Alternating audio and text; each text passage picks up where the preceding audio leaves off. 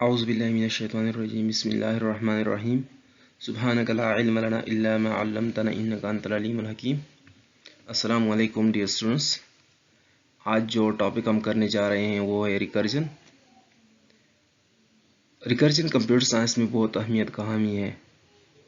बहुत सारे ऐसे प्रॉब्लम्स हैं जिनको लॉजिकल क्लैरिटी देने के लिए हम रिकर्जन यूज़ करते हैं, और एनालिसिस ऑफ एल्गोरिथम जो है वो रिकर्जन के बगैर इनकम्प्लीट है।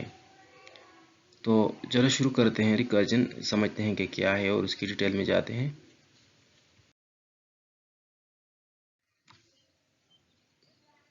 रिकर्जन, आइट्रेशन और रिकर्जन जो है दो हमारे पास कंप्यूटर साइंस में रिपीटेटिव स्ट्रक्चर्स हैं जिनके ज़रिए किसी पीस ऑफ कोड को हम मल्टीपल टाइम्स एग्जीक्यूट करते हैं। Iteration simply processes a given piece of code for a specific number of time or until the desired criterion is met. जो आइट्रेशन है वो क्या है कि एक महसूस कोड को हम मल्टीपल टाइम, जो स्पेसिफिक नंबर ऑफ टाइम जो है या कोई डिजायर्ड क्राइटेरिया उसमें हम रख लेते हैं, कंडीशन को जब तक वो सेटिस्फाई करता है तो उस पीस ऑफ कोड को एग्जीक्यूट करता रहता है मल्टीपल टाइम्स। जैसे हमारे पास लूप्स हैं, फॉर हो गया, वाइल हो गया, डू वाइल हो गया, और iterative constructs. Then let us go through a section of code for a certain number of times। तो वो हमारे पास iterative structures हैं जो loops हैं। फॉर एग्जांपल मेरे पास ये एग्जांपल है कि एक एरे है साइज 5 की 3 6 9 8 5, और उसके लिए हम उसके एलिमेंट्स को हम ऐड अप कर रहे हैं। तो उसके लिए हम सिंपल लिखते हैं sum equal to 0 for I equal to 0 I less than 5 and I plus plus, और sum plus is equal to a at I। और इसी तरह हमारे पास जो एलिमेंट्स हैं वो सारे एडअप हो जाते हैं। तो ये हमारे पास है रिपीटेटिव स्ट्रक्चर। इन कंट्रास्ट जो हमारे पास रिकर्जन है उसमें क्या होता है कि it divides the problem until base condition is reached, the solution of the best case is known. इसमें ये होता है कि एक बड़े प्रॉब्लम को हम डिवाइड करते रहते हैं अगेन एंड अगेन, रिकर्सिवली उसको हम डिवाइड करते रहते हैं जब तक हम बेस जो कंडीशन होती है उस पर नहीं पहुंचते। जब बेस कंडीशन पर पहुंचते हैं तो उसकी सोल्यूशन हमारे पास जो है वो नॉन होता है। It breaks when the best case is reached, सही है। It uses if switch and conditional statements to run. इसकी जो बेस क्राइटेरिया है उस पर हम ब्रेक की जो लगाते हैं वो एफ स्विच और कंडीशनल स्टेटमेंट्स के जरिए जो है लगाते हैं। The structure is implemented by calling a function by itself, ठीक है। फंक्शन जब बाद में आपको कॉल करेगा तो उसको हम रिकर्जन कहेंगे। When a function calls itself again and again until the base criterion is met, it is called recursive function। उस फंक्शन को हम रिकर्सिव फंक्शन कहेंगे जो अपने आप को कॉल करेगा, ठीक है। Before going to detail of recursion, let us know what happens when a function is called। समझना पड़ेगा कि जब हम फंक्शन किसी प्रोग्रामिंग लैंग्वेज में कॉल करते हैं तो उसके बैकएंड पर होता क्या है एक्चुअली, ठीक है। कैसे जो कंप्यूटर है, जो कंपाइलर है, वो उसको रन करता है। तो उसको समझने के लिए बिना फंक्शन कॉल्स इटसेल्फ या कोई और फंक्शन, तो क्या होता है उस फंक्शन का जो एग्जीक्यूशन पोर्ट होता है, जो करंटली वो जिस पीस ऑफ कोड पर, जिस इंस्ट्रक्शन पर वो एग्जीक्यूट हो रहा है, उस जगह का एड्रेस जो है उसको स्टोर कर जाता है। लोकल वेरिएबल जो आर्गुमेंट्स वगैरह होते हैं उनको पुश कर देते हैं एक स्टैक के ऊपर, और this information is called activation record. यानी अगर फंक्शन कॉल होता है, कोई फंक्शन जैसे ही कॉल होता है, तो जो करंटली जहां कोड रन हो रहा है तो उसका जो करंट एग्जीक्यूशन पॉइंट है, उसके जो लोकल वेरिएबल्स है और जो जो उसके पैरामीटर्स वगैरह हैं, वो सारे एक स्टैक के ऊपर पुश हो जाते हैं, जिसको हम एक्टिवेशन रिकॉर्ड कहते हैं, ठीक है। ये एक्टिवेशन रिकॉर्ड जब फंक्शन वैल्यू रिटर्न करता है तो उसके बाद हमें काम आती है कि अब कहाँ से एग्जीक्यूशन शुरू करना है, और अगर शुरू करना है तो उस वक्त लोकल वेरिएबल्स की वैल्यू क्या होनी चाहिए। मे बी के कोई ग्लोबल वेरिएबल है, ठीक है, तो वो उस फंक्शन अगर एक वैल्यू रखता होगा और दूसरे फंक्शन के अगर कोई अंदर कोई दूसरी वैल्यू रखता होगा। This information is used later for further processing. Recursion brings about logical clarity and makes the implementation of complex problem simple, ठीक है। However, ये recursion is an inefficient technique। ये है कि recursion है एक efficient technique नहीं है, ठीक।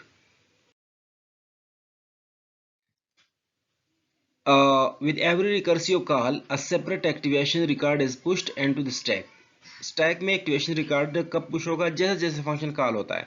अब चूंकि रिकर्सिव फंक्शन में एक फंक्शन अपने आप को बार बार कॉल कर रहा होता है, तो हर बार उसमें एक एक्टिवेशन रिकॉर्ड जो है वो क्या होता है, पुश किया जाता है, उस स्टैक के टॉप पर चढ़ता जाता है।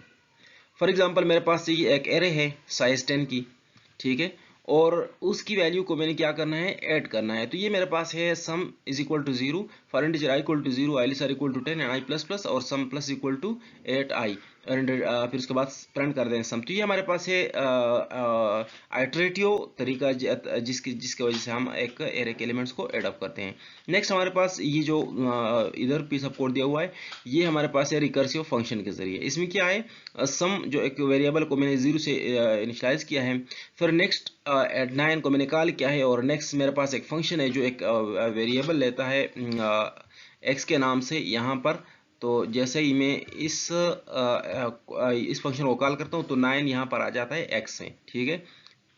अब उसके बाद मेरे पास बेस क्राइटेरिया कहाँ पर है, F X is equal to 0 to return A of 0, ठीक है, कि अगर x की वैल्यू 0 है, ठीक है, तो हम ए 0 रिटर्न करते हैं, नहीं है तो sum equal to A at X and plus next A X minus 1, ठीक है। ये हमारे पास देख सकते हैं आप कि फंक्शन अपने आप को यहाँ पर एक एक्सप्रेशन के अंदर क्या कर रहा है, कॉल कर रहा है, ठीक। तो ये हमारे पास है एक रिकर्जन के जरिए और एक हमारे पास है इटरेशन के जरिए। एक सिंपल मिसाल है सिर्फ आप लोगों को समझाने के लिए।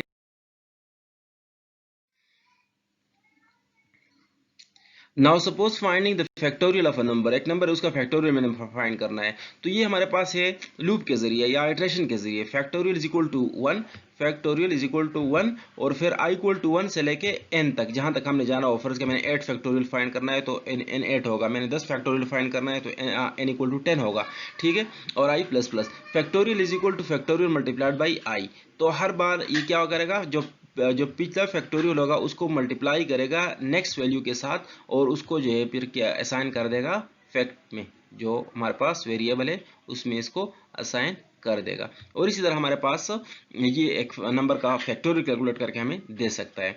दूसरी जाने मेरे पास एक कोड है जो हमारे पास क्या है, एक रिकर्सिव फंक्शन के जरिए हमने इंप्लीमेंट किया हुआ है। फैक्टोरियल इक्वल टू 1, उसमें भी वही है। उसके बाद प्रिंट फैक्टोरियल, और उसको नंबर हम पास करेंगे, जो नंबर हमने पास करना हो उस नंबर को हम उस फंक्शन में पास करेंगे। जो फंक्शन हमारे पास ये नीचे दिया हुआ है, डेफिनेशन ये है कि इसको हम एक नंबर, ये n जो है यहाँ पर x में आ जाएगा, ठीक है। अगर x 0 होगा तो फिर 1 रिटर्न करना है, क्योंकि अगर x 0 होगा तो ये 1 रिटर्न करेगा, और अगर नहीं है तो x को मल्टीप्लाई करेगा फैक्टोरियल ऑफ x माइनस 1 के साथ, यानी x माइनस 1 को यहाँ से फंक्शन को फिर से कॉल करेगा, लेकिन उससे कम वैल्यू पर कॉल करेगा, ठीक है। इसको हम आगे डिटेल के साथ समझ लेते हैं।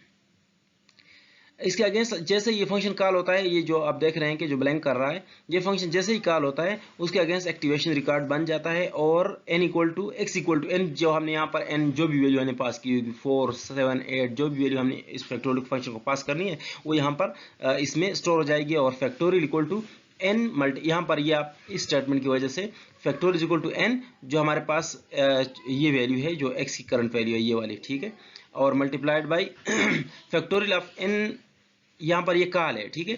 जैसे ये फंक्शन कॉल होगा तो ये कंट्रोल, ये फंक्शन जो एग्जीक्यूट होगा जो ब्लैंक कर रहा है, तो ये कंट्रोल यहाँ से ऊपर फंक्शन कॉल की तरफ चला जाएगा, और वो एक बार फिर से एग्जीक्यूट होगा तो एक और एक्टिवेशन रिकॉर्ड n-1 के लिए पुश हो जाएगा।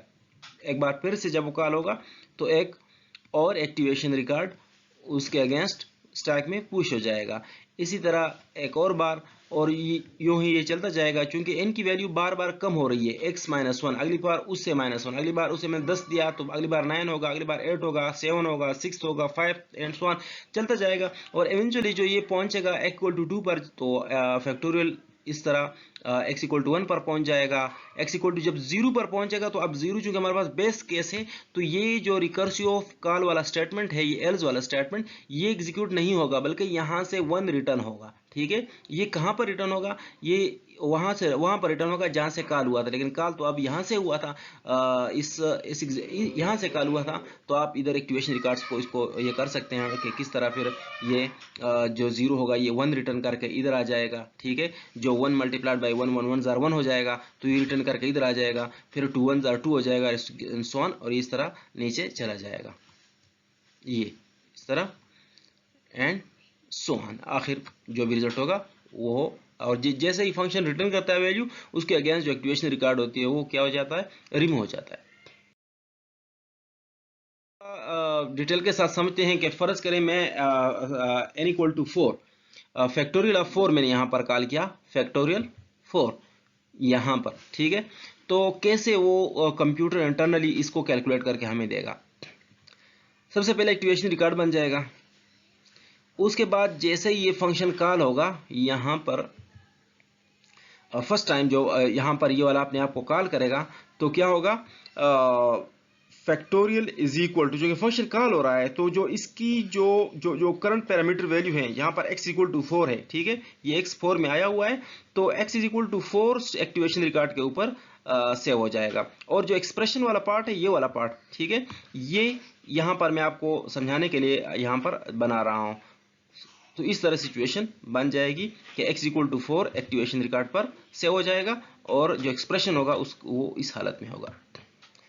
जैसे ही अनदर कॉल हम करते हैं, या अपने आप को जब कॉल करेगा, तो x, अब चूंकि x यहाँ पर, x की जगह यहाँ पर 4 है, और यहाँ पर हमने कहा है कि फैक्टोरियल को फिर से कॉल करो किस चीज पर, x माइनस 1 पर, तो 4 माइनस 1 तो 3 है। तो जैसे ही ये 3 पर कॉल होगा, ठीक है, तो ये जब जाएगा इधर, तो x में इस बार 3 हो जाएगा, ठीक है, इस x की वैल्यू इस बार क्या होगी, 3 होगी।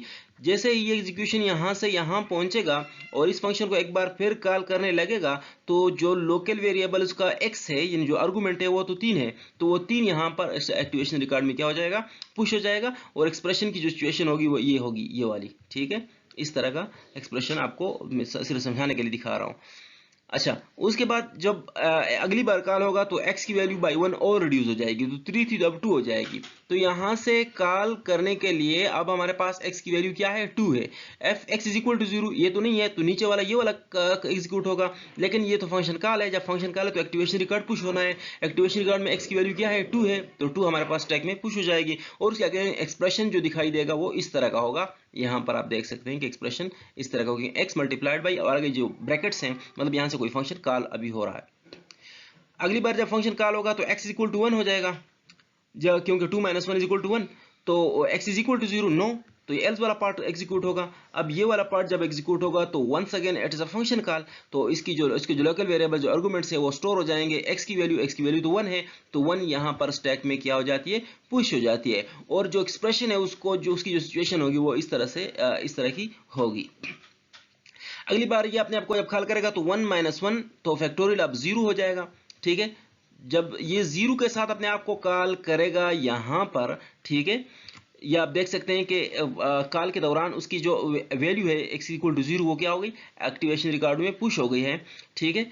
और चूंकि fx इज इक्वल टू 0 ये बेस केस है, fx इज इक्वल टू 0 तो रिटर्न 1, हमने ये कहा है कि अगर x 0 होगा तो तब क्या करें, 1 रिटर्न करें। तो अभी जब ये 1 रिटर्न करेगा, तो आप ये देख रहे हैं कि यहां से रिटर्न करेगा इस एक्सप्रेशन वाली जो ब्रैकेट्स वाली जगह है वहां पर, तो 1 इसने रिटर्न किया और यहां पर आ गया।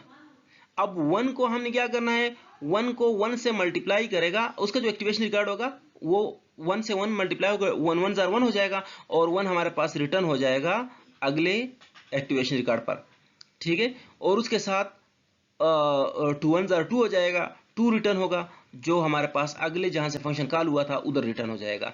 फिर 3 2 जार 6 हो जाएगा, और ये 6 हमारे पास हो जाएगा रिटर्न जहां से फंक्शन कॉल हुआ था, और 6 4 जार 24, और ये 24 वहां पर रिटर्न किया जाएगा जहां से एक्चुअली फंक्शन कॉल हुआ था। तो फंक्शन तो यहां से कॉल हुआ था, तो 24 जो है रिटर्न होकर वहां से क्या हो जाएगा, प्रिंट हो जाएगा। इसमें एक बात यह है कि मैंने जो एक्टिवेशन रिकॉर्ड है स्टैक की एंट्रीज इनको फिर रिमूव नहीं किया, लेकिन जैसे ही ये वैल्यू रिटर्न हो जाती है तो ये एक्टिवेशन रिकॉर्ड रिमूव हो जाता है, ठीक है। उसके बाद जैसे ही ये वाला रिटर्न करता है वैल्यू, तो उसके अगेंस्ट जो ये एक्टिवेशन रिकॉर्ड होता है ये भी हमारे पास क्या हो जाता है, खत्म हो जाता है। तो इसी तरह फंक्शन को कॉल करने के वक्त एक्टिवेशन रिकॉर्ड पुश किया जाता है और फंक्शन से रिटर्न होने के बाद एक्टिवेशन रिकॉर्ड पॉप हो जाता है। आपको समझा रहे थे कि कैसे बेसिकली जब फंक्शन को कॉल करते हैं तो होता क्या है, ठीक है, और रिकर्जन में जब फंक्शन कॉल करते हैं तो कैसे करते हैं। अब रिकर्जन के हमारे पास 4 टाइप्स हैं। एक डायरेक्ट रिकर्जन है, इनडायरेक्ट रिकर्जन है, चेन रिकर्जन है और नेस्टेड रिकर्जन। ये है कि when a function calls itself directly then it is called direct recursion. अगर एक फंक्शन अपने आप को ही कॉल कर रहा है, डायरेक्टली कॉल कर रहा है, तो उसको हम डायरेक्ट रिकर्जन कहते हैं। जैसे ये हमारे पास हो गया। रिकर्जन क्या है? Indirect recursion, when a function calls another function which then calls the first, then it is called this indirect recursion। अगर एक फंक्शन दूसरे को कॉल करता है और दूसरा फिर पहले को कॉल करता है, फिर पहला दूसरे को, फिर दूसरा पहले को, तो ये हमारे पास एक लूप जो बन जाती है, इसको हम कहते हैं इनडायरेक्ट रिकर्जन। फिर हमारे पास है chain recursion. when a function call is made in an expression like function and function। यहाँ पर एक ही फंक्शन अपने आप को कॉल कर रहा है, तो फंक्शन प्लस फंक्शन और x is equal to x multiplied by function, then it is called chain recursion. यहाँ पर चेन रिकर्जन होगा। जो हमारा प्रीवियस रिजल्ट जो है इंपॉर्टेंट होता है, प्रीवियस जो कॉल होता है, जो रिटर्न होता है, रिटर्न वैल्यू होती है, वो हमारे पास इंपॉर्टेंट होती है, उसको हम स्किप नहीं कर सकते, उसको हम खत्म नहीं कर सकते, इसीलिए इसको हम इनडायरेक्ट रिकर्जन कहते हैं, सॉरी चेन रिकर्जन कहते हैं। when a recursive call is followed by another recursion call, ठीक है, like in merge and quick sort. वो हम आगे फिर मर्ज और क्विक सॉर्ट में दिखाएंगे किस तरह जो दो सेपरेट कॉल जो हैं एक फंक्शन के अंदर उसी फंक्शन को कॉल करने के लिए यूज होते हैं, तो उसको हम कहते हैं। अच्छा, एलिमेंट्स ऑफ रिकर्जन। रिकर्जन के एलिमेंट्स हमारे पास कौन कौन से हैं, या हम कहते हैं प्रॉपर्टीज ऑफ रिकर्जन। सबसे पहले, every recursion must have a base case whose solution is straightforward and known to us implicitly। रिकर्जन में जो बुनियादी चीज है वो ये है कि base case should be there. अगर हमारे पास बेस केस नहीं होगा तो हमारे पास जो बड़ा मसला होगा वो ये होगा कि कभी ये रिकर्जन, ये जो इनफाइनाइट आइट्रेशन है, ये कभी खत्म नहीं होगा। तो इसी वजह से we must have a base case upon which the recursive call will stop, ठीक है। And if there is no base case then this will lead to an infinite loop, ठीक है। अच्छा, दूसरी जो हमारे प्रॉपर्टी है वो क्या है? Every recursive call must converge the problem, input size must decrease towards the base case. ये हमारे पास दूसरी प्रॉपर्टी है कि every recursive call must converge the problem. जैसे ही हम रिकर्सिव कॉल करते हैं तो हर अंदरूनी कॉल, हर नेक्स्ट कॉल जो होगा वो कम से कम इनपुट, प्रीवियस से कम इनपुट पर होगा। इन इनपुट जो है वो श्रिंक होता जाएगा, क्योंकि it must have to converge towards the base case की तरफ ये कन्वर्ज होगा। अगर ये कन्वर्ज हो रहा है लेकिन बेस केस की तरफ नहीं कन्वर्ज हो रहा, फिर भी इसमें बहुत बड़ा मसला हो सकता है, ठीक है, फिर भी वही ये रिकर्जन नहीं रहेगा। तो रिकर्जन में जो दूसरी प्रॉपर्टी है वो ये है कि ये रिकर्जन कन्वर्ज करेगा टुवर्ड्स बेस केस। जो थर्ड हमारे पास प्रॉपर्टी है, every recursive call must have a general form that is convertible to a repetitive structure.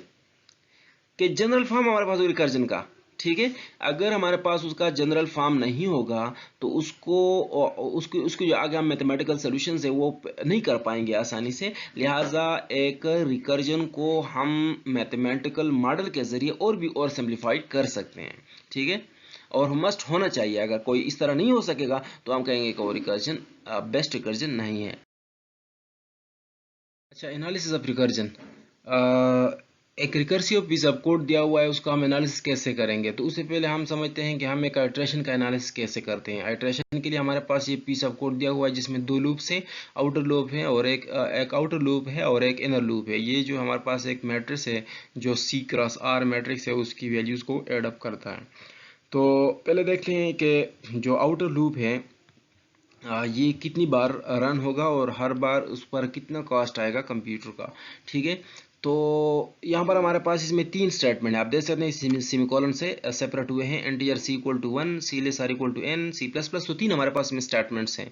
ये वाला स्टेटमेंट जो फर्स्ट स्टेटमेंट है ये एक बार रन होगा, जो सेकंड स्टेटमेंट है ये n+1 बार रन होगा और जो थर्ड स्टेटमेंट है वो n बार रन होगा। ठीक है, आप देख सकते हैं यहाँ पर क्योंकि जो डिक्लेरेशन है जो c=1 है ये सिर्फ एक बार ही रन होगा, क्योंकि अगली बार उसने रन नहीं होना। और इसके अलावा जो कंडीशन है वो कंडीशन चेक होगा और उसके बाद इसकी जो नीचे यहाँ से लेकर यहाँ तक की जो बॉडी है इसको एग्जीक्यूट करेगा। अगली बार फिर इंक्रीमेंट होके फिर कंडीशन को चेक करेगा और फिर एग्जीक्यूट करेगा। फाइनली जब इंक्रीमेंट करके देखेगा और कंडीशन फॉल्स होगी, कंडीशन को चेक जरूर करेगा, उसके बाद जब फॉल्स होगी तब जाके बॉडी से बाहर निकलेगा। तो उस सूरत में हमारे पास जो इसकी वैल्यू हमारे पास होगी c<n की, तो वो वंस मोर देन n होगी, n से एक बार ज्यादा ये जगह जो है एग्जीक्यूट होगी। ठीक है, उसके लिए आपको चाहे प्रोग्रामिंग लैंग्वेज से पता होगा कि सबसे पहले ये लूप जब आता है तो ये स्टेटमेंट रन होता है, उसके बाद ये वाला कंडीशन चेक होता है। अगर ये कंडीशन ठीक है तो उसके बाद ये बॉडी एग्जीक्यूट होती है। बॉडी एग्जीक्यूट होने के बाद एग्जीक्यूशन चलता है कहाँ पर, इंक्रीमेंट या डिक्रीमेंट पर। इधर इस स्टेटमेंट को देखता है, इस स्टेटमेंट को एग्जीक्यूट करने के बाद यहाँ से फिर कंडीशन को चेक करता है। कंडीशन को जब चेक करता है तो उसके बाद फिर से ये जो बॉडी है इसको रिपीट करके और इंक्रीमेंट डिक्रीमेंट पर आता है। एक बार फिर ये इसकी वैल्यू इंक्रीमेंट या डिक्रीमेंट करके उसके बाद फिर कंडीशन को एवेल्युएट करता है। तो जैसे ये होगा आखिरी बार जब ये लूप से निकलेगा तो इंक्रीमेंट करके, फॉर एग्जांपल ये 10 है तो ये 10 पर एग्जीक्यूट होगा। उसके बाद जब जाएगा इसकी वैल्यू 11 होगी तो 11 के बाद ये एक बार फिर इधर चेक करेगा कि आया 11 जो है वो छोटा है या इक्वल है 10 के। तो बात तो ठीक नहीं है, लेकिन ये स्टेटमेंट जरूर रन होगा। जब रन होगा तो इसका मतलब है कि n+1 बार चलेगा, तो ये वाला स्टेटमेंट n+1 बार चलेगा, ये वाला स्टेटमेंट n बार चलेगा। ठीक है, अब इन सब को हम एड अप कर लेते हैं कि 1 जो फर्स्ट स्टेटमेंट की कॉस्ट है प्लस n+1 जो सेकंड स्टेटमेंट की कॉस्ट है प्लस n जो थर्ड स्टेटमेंट की कॉस्ट है, उनको हम एड अप करते हैं और 2n+1 हमारे पास मिल जाता है। तो इतनी बार जो है हमारे पास ये फर्स्ट लूप एग्जीक्यूट होगा। अब इसका जो कॉस्ट हो कितना होगा, इसका टोटल कॉस्ट हमने c1 कह दिया है। अब अगरचे आपको ये पता होगा कि फर्स्ट स्टेटमेंट इसकी सेपरेट कॉस्ट होगी, क्योंकि कंप्यूटर इस पर ज्यादा टाइम लेगा या कम टाइम लेगा, इस पर जो कंप्यूटर जितना टाइम लेगा वो डिफरेंट होगा और इस पर जो टाइम लेगा वो डिफरेंट होगा। लेकिन मैंने एवरेज कॉस्ट लेके कि सपोज इस पूरे जो तीनों वो हैं स्टेटमेंट्स हैं, इन पर इनका जो खर्चा होगा एवरेज वो क्या होगा, c1 होगा। अब ये देखें आप कि इतनी बार इस लूप ने रन होना है और हर बार इतना कॉस्ट आना है कंप्यूटर का, तो टोटल कॉस्ट कितना होगा, हमने c1 को मल्टीप्लाई करना है 2n+2 से, तो ये हमारे पास टोटल कॉस्ट आ जाता है। तो फर्स्ट लूप जो हमारे पास है वो क्लियर हो गया और उसका जो टोटल कॉस्ट है वो c1 into 2n+2 हमारे पास आ गया है। अब हम आगे चलते हैं अगली लूप के ऊपर। जो नेक्स्ट लूप है हमारे पास जो एनर लूप है, ठीक है, उसको हम देख लेते हैं।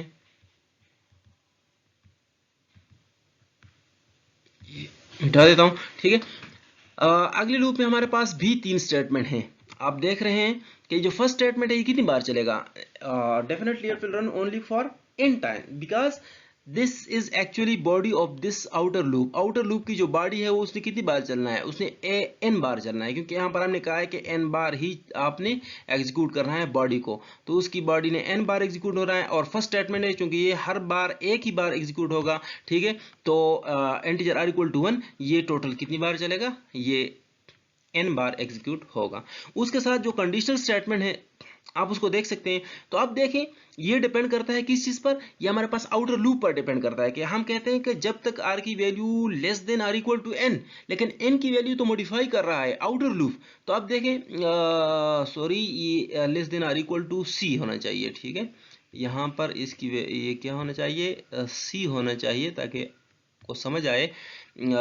तो c=1 होगी, जब हमारे पास c की वैल्यू क्या होगी, 1 होगी, तो इसने कितनी बार चलना है, इसने डेफिनेटली 2 बार चलना है, क्योंकि एक बार तो 1 के लिए और एक बार किसके लिए, इसने 2 बार चलना है, क्योंकि c की वैल्यू जब 1 होगी तो इसने 2 बार चलना होगा। क्यों, एक बार बॉडी को एग्जीक्यूट करना और अगली बार इसने वैलिडेट करना कि कंडीशन क्या है, ट्रू है या फॉल्स है। और जब c की वैल्यू 2 होगी तो इसने कितनी बार रन होना है, इसने 3 बार रन होना है। c की वैल्यू 3 होगी तो इसने 4 बार रन होना है, और c की वैल्यू अगर n होगी तो इसने n+1 बार चलना है। तो इसका मतलब है कि जो नेक्स्ट स्टेटमेंट हमारे पास उसने कितनी बार चलना है, 2 + 3 + 4 सबको ऐड करो तो n+1। अब इस n+1 के साथ जो 1 है इसको आगे ले आओ, तो ये 1 + 2 + 3 + 4 + up to so on n, और ये हमारे पास अरिथमेटिक सीरीज है। अरिथमेटिक सीरीज का सम जो है वो क्या है, n to n plus 1 divided by 2। ठीक है, तो ये हमारे पास हो गया सेकंड स्टेटमेंट का कास्ट। अब थर्ड स्टेटमेंट को हम देखते हैं। थर्ड स्टेटमेंट भी डिपेंड करता है आउटर लूप पर कि अगर सी की वैल्यू 1 होगी तो इसने कितनी बार रन होना है, इसने एक बार रन होना है। और सी की वैल्यू 2 होगी तो इसने 2 बार रन होना है। सी की वैल्यू 3 होगी तो इसने 3 बार रन होना है। और सी की वैल्यू अगर n होगी तो इसने n बार रन होना है। इसका मतलब है कि टोटल जो कास्ट है 1 + 2 + 3 up to so on n तक है। और इसको अगर हम देखें एक बार फिर से तो ये हमारे पास अरिथमेटिक सीरीज है जिसका जो सम है वो क्या है, n + 1 डिवाइडेड बाई 2। अब हमारे पास फर्स्ट स्टेटमेंट का कास्ट आ गया n, सेकंड स्टेटमेंट का कास्ट हो गया n × n + 1 डिवाइडेड बाई 2। और जो थर्ड स्टेटमेंट है उसका कास्ट भी हमारे पास हो गया n × n + 1 डिवाइडेड बाई 2। अब इनको हमने क्या करना है, सम करना है, एड अप करना है। तो ये n हमारे पास, उसके बाद n × n + 1 डिवाइडेड बाई 2 और उसके बाद n × n + 1 डिवाइडेड बाई 2। इसको जब अगर आप ऐड करेंगे तो इसे जो रिजल्ट आपको मिलेगा वो n² + 2n होगा। और फिर जो कास्ट होगी, सपोज एवरेज कास्ट तीनों के लिए मैंने C2 लगाई है तो n² + 2n ये चलेगा और इसका जो कास्ट होगा वो C2 होगा। तो टोटल कास्ट हमारे पास हो जाएगा C2 × n² + 2n। ठीक है,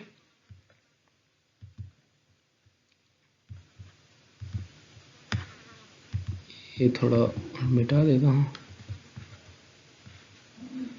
अच्छा, नेक्स्ट हमारे पास जो एनर स्टेटमेंट है एक्चुअली वो तो डिपेंड करता है किस चीज़ पर, वो तो कंडीशन पर डिपेंड करता है। जितनी बार कंडीशन एग्जीक्यूट होता है उतनी बार ही जो बॉडी होती है लूप की वो एग्जीक्यूट होती है। तो अब इस लूप की बॉडी डिपेंड करती है किस पर, इस कंडीशन के ऊपर। ठीक है, तो चलो देखते हैं कि ये डेफिनेटली कि उसके n × n + 1 divide by 2 bar run होगा तो इसका जो total number of time execute होगा n × n + 1 डिवाइड बाई 2 होगा। और इसका कास्ट मैंने C3 लगाया हुआ है कि सपोज इसका कास्ट जो कंप्यूटेशनल कास्ट है वो C3 है। तो टोटल हमारे पास बन जाएगा C3 n × n + 1 divided by 2। अब इन सब को हम एक सम अप कर लेते हैं। टोटल कास्ट हमारे पास, फर्स्ट स्टेटमेंट का कास्ट हमारे पास इतना आ गया, सेकंड का जो हमारे पास कास्ट ये हो गया, थर्ड का हमारे पास कास्ट ये हो गया। अभी हमने इन तीनों को क्या करना है, ऐड करना है कि टोटल कास्ट इस कोड का कितना होगा। तो उसके लिए मैंने फर्स्ट स्टेटमेंट को लिया, उसके साथ मैंने सेकंड स्टेटमेंट को लिया, उसके साथ मैंने थर्ड स्टेटमेंट को लिया। और आपको ये सिंप्लीफाई करने के बाद ये अंदाज़ा हो जाएगा कि इसका जो टोटल कास्ट है वो इस किस्म का आता है कि कुछ कांस्टेंट्स हैं और उसके बाद n² है। ठीक है, प्लस कुछ और कांस्टेंट्स हैं उसके बाद n है और प्लस उसके बाद कुछ कांस्टेंट हैं। लिहाजा ये एक हमारे पास an² क्वाड्रेटिक इक्वेशन की तरह है। ठीक है, an² प्लस bn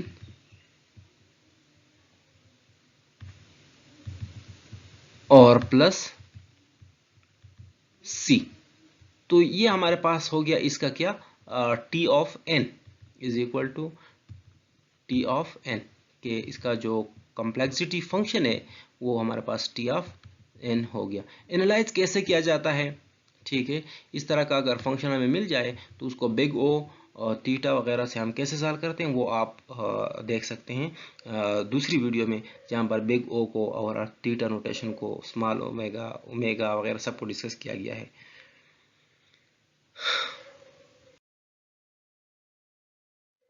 अच्छा, उसके बाद हम देखते हैं for recursion we will find a recursive function that will be solved later on.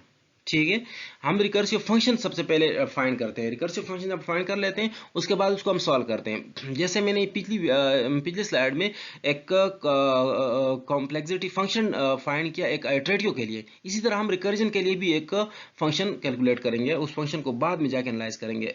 तो कैसे करेंगे, सबसे पहले नो द बेस केस, बहुत इंपॉर्टेंट है। बेस केस आपको अगर रिकर्जन का पता नहीं है तो ये श्योर है कि आप उसको कभी एनालाइज नहीं कर पाएंगे, लिहाजा base case must be known.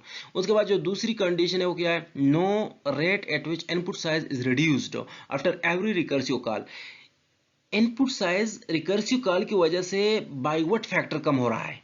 ठीक है, कितनी किस निस्बत कम, एक एलिमेंट कम हो रहा है, या हाफ में कम हो रहा है, या 1/3 में कम हो रहा है, या 2/3 में कम हो रहा है। यानी इनपुट साइज जो रिड्यूस करता जा रहा है, जो नेक्स्ट आइट्रेशन के ऊपर जो नेक्स्ट रिकर्जन के ऊपर जो इनपुट मिल रहा है वो पिछली इनपुट से कितना कम है। ठीक है, तो ये बहुत लाजमी है। एंड थर्ड जो हमारे पास है, know the cost of solution of every सब प्रॉब्लम। जो हमारे पास सोल्यूशन की या हमारे पास कनकर जो कास्ट है, जो बेस केस के अलावा जो हमारे पास सोल्यूशन कंबाइनिंग की कॉस्ट है, जो हमने सेपरेट, जो कि हमने इनपुट को थोड़ा थोड़ा करके सॉल्व किया है, अब उन सॉल्व को सोल्यूशन को कंबाइन करना है, तो कंबाइन कॉस्ट कितनी है। तो ये तीन चीजें हमने याद रखनी होंगी, तब जाके हम रिकर्जन के लिए कॉम्प्लेक्सिटी फंक्शन फाइंड कर सकेंगे। ये मेरे पास एक बाइनरी सर्च के लिए एक एल्गोरिथम लिखा हुआ है, रफ एल्गोरिथम है, सही रिफाइन नहीं किया गया, सिर्फ समझाने के लिए किया है। अब यहाँ पर आप देखें, ये हमारे पास एक कोड है। इस कोड में हमने इन ऊपर वाले तीन चीज़ों को समझना है। सबसे पहले know the base case. Base case मेरे पास बहुत लाजमी है, और याद रखें बेस केस जो है वो रिटर्न करेगा कोई कांस्टेंट। फंक्शन कोड के अंदर अगर कोई कांस्टेंट रिटर्न हो रहा है, ठीक है, यानी फंक्शन एग्जिट कर रहा है, कोई कांस्टेंट रिटर्न हो रहा है, इसका मतलब वो बेस केस है। और यहाँ पर आप देख रहे हैं कि ये वो स्टेटमेंट है, if key is equal to F M then return M. ये हमारे पास बेस केस है। बेस केस हमें मिल गया। बेस केस को जब मिल गया तो उसका हमने क्या करना है, इसका कॉस्ट भी हमने फाइंड करना है कि कितना कंप्यूटर इस पर कॉस्ट लेगा। अब definitely it is a single statement, computer इस पर सिंगल स्टेटमेंट इसको देखेगा, और इसका कॉस्ट ओ ऑफ एन होगा, वन होगा, सॉरी, तो वो ऑफ वन इसका कॉस्ट आ जाएगा। आगे हमने नेक्स्ट क्या चेक करना है, ये हमारे पास रिकर्सिव है। इसमें हमारे पास क्या है, इसमें देखते क्लियर कट दो आइट्रेशंस हैं, सॉरी दो चॉइसेस हैं। अगर हमने ये लेना होगा तो उसके बाद हमने क्या करना होगा, इस वाले पोर्शन को स्किप करना होगा। और अगर हमने इस वाले पोर्शन को लेना है एक पर्टिकुलर कॉल के ऊपर, तो उस कॉल के ऊपर हमने ये वाला पोर्शन स्किप करना होगा। यानी एक फंक्शन जब रिकर्सिवली अपने आप को कॉल करेगा तो उसमें हमारे पास या तो ऊपर वाला स्टेटमेंट रन होगा, या नीचे वाला, या एफ वाला, या एल्स वाला। ठीक है, तो इसका मतलब क्या हुआ, इसका मतलब input size is reduced by what, कितनी कितनी आप देख रहे हैं कि every time that it is divided into two halves. ठीक है, टू हाउस में इसको हम जब डिवाइड करते हैं, लेकिन हम उसमें से पिक वन करते हैं। इसका मतलब है कि हम हर बार जो है ना आधे का आधा आउट इनपुट जो है ना उसको क्या करते हैं, उसको छोड़ते आते हैं आधा फिर आधा फिर आधा, इसी तरह। लिहाजा हमारे पास जो इसका फंक्शन होगा वो क्या होगा, F of N is equal to one, क्योंकि ये हमने कहा था कि ओ ऑफ वन है, ओ ऑफ वन है, इन इज इक्वल टू वन होगा तो बेस केस होगा। ठीक है, और उस सिचुएशन में अगर नहीं होगा तो F of N divided by two, क्योंकि हर बार इसने इनपुट को n बाई टू में डिवाइड करना है, हाफ में डिवाइड करना है, तो ये हमारे पास इसका रिकर्सिव फंक्शन होगा। ठीक है,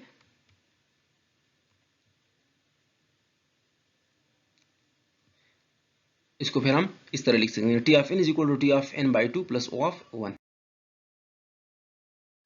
अच्छा, now let us extend the example. ये सब एग्जांपल जो है ना मैंने ऐसे लिए हुए हैं, एग्जैक्ट कोई नहीं है।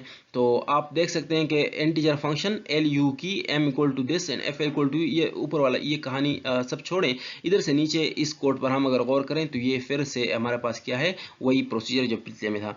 उसमें नो द बेस केस को पहचान लें। कौन सा केस है, ये हमारे पास बेस केस है, key equal to M return M, तो ये हमारा बेस केस है। इसका कॉस्ट जो हम देखेंगे तो कॉस्ट इसका कितना होगा, ऑफ वन होगा, क्योंकि इसने ये कांस्टेंट टाइम में रन होगा तो ऑफ वन इसका कास्ट होगा। नीचे इसका आप नेक्स्ट जो हमने क्या देखना है वो क्या है, अच्छा, input size reduce by, input size कितना कम हो रहा है। अब देख रहे हैं कि इनपुट साइज कोई कम सिर्फ बाई वन हो रहा है, क्योंकि वो मिडल वाला जो एलिमेंट है वो इससे निकल रहा है, one half and then another half. अब हम क्या कर रहे हैं, यहाँ पर जो हमारे पास रिकर्सिव कॉल्स हैं वो टू हैं, और ये चेन रिकर्जन है, क्योंकि हमारे पास सॉरी नेस्टेड रिकर्जन है कि पहले एक हाफ को लेंगे, अगर उस हाफ को आप सॉल्व कर लेंगे तो उसके बाद आपने दूसरे हाफ को भी लेना है। ये बहुत लाजमी चीज़ है, इसको समझना होगा कि एक हाफ को आपने लेना है, फंक्शन को कॉल करना है, एक हाफ को लिया, लेकिन उसके बाद आपने दूसरे को स्किप नहीं करना। जो हमने पिछली वीडियो में पिछली स्लाइड में हमने पढ़ा, वहां पर हमने एक को लेना था या दूसरे को, यहाँ पर हमने दोनों को कंसिडर करना होगा। ठीक है, ये एल्स की बॉडी है और जिसमें हमारे पास ये दोनों फंक्शंस कॉल हैं, तो इस वजह से हमने इन दोनों को कंसिडर करना होगा। उस सिचुएशन में हमारे पास एफ ऑफ एन क्या होगा, F of N plus N by two इसके लिए होगा। ठीक है, F of N by two इसके लिए होगा एन बाई टू, और नीचे के लिए भी हमारे पास f of N by two होगा। तो F of N by two plus F of N by two, total हमारे पास 2 F of N by two हो जाएगा।